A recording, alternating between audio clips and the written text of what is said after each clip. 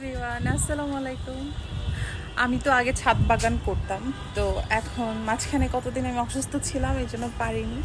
তো আজকে আমার সব গাছগুলো পরিষ্কার করেছি, টবগুলো ঘাস হয়ে গেছিল, তো চিন্তা করলাম নতুন করে আমি ছাদ বাগান শুরু করব। এই যে আজকে এগুলো সব ক্লিন করেছি, নতুন করে এগুলো একদম ঘাসটা সব পরিষ্কার করেছি। এখন আমি পেঁপে গাছটাতে কেন জানি কোনো পেঁপে ফুল আসে, বাট পেঁপে হয় না। গাছটার অবস্থা খুবই খারাপ। আবার আমার ড্রাগন গাছে একটা ড্রাগনও হয়েছে, আর সাথে একটা তুলসী গাছ আছে, এই যে আমার বেলি ফুল গাছ। আর সাথে আমি কিছু বীজ নিয়ে আসছি। এখানে হলো করলা বীজ আর হলো মিষ্টি কুমড়া বীজ। এখন এগুলো আমি এখানে বপন করব। এই মাটিগুলো আমি একদম দুপুরে সব রেডি করে রাখছি এগুলো। এখন এগুলোতে বীজ ফেলবো। আমার ছাদ বাগান করতে ভালো লাগে, বাট এই যে একজন পানি দেওয়ার জন্য দাঁড়ায় আছে, ওর জন্য আমি ঠিকমতো কিছুই করতে পারি না, সময় দিতে পারি না পানি দেওয়ার জন্য। পানি দিবা তুমি? পানি দিবা? আসো আসো আসো মার কাছে বাবা, এই ময়না পাখি। এই যে এখন আমি বীজগুলো একটা একটা করে ফেলে দিব, এখানে করব।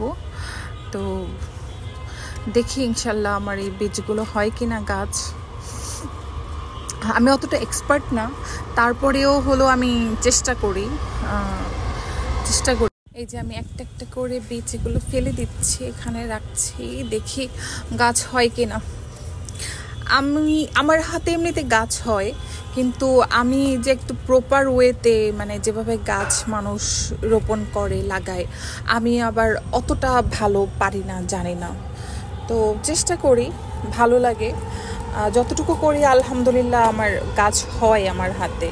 কারণ এর আগেও আমি স্কোয়াশ হয়েছে, তারপর মিষ্টি কুমড়া হয়েছে, মিষ্টি কুমড়ার শাকও খেয়েছি, তারপর ভেন্ডি হয়েছে। আলহামদুলিল্লাহ মোটামুটি ভালোই।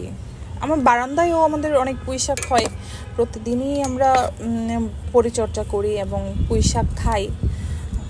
কারণ নিজের গাছের পুঁই শাক বা যে কোনো সবজি মানে অন্যরকম একটা স্বাদই আলাদা। এই যে আমার বাবাটা গাছে পানি দিচ্ছে।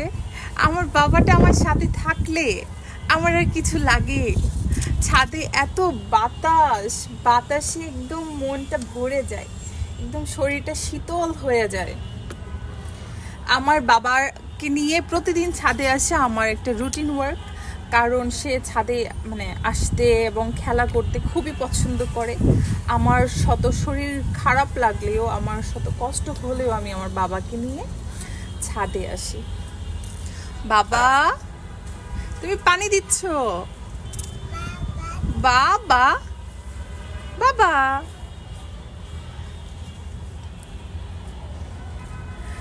আমি এখানে বসি, এই যে করছি, আমার খুব ভালো লাগে। এখন আসলে সময় পাই না, এটা হলো মেইন বিষয় ময়নাটার জন্য। সবাই ভালো থাকবেন, আল্লাহ হাফিজ।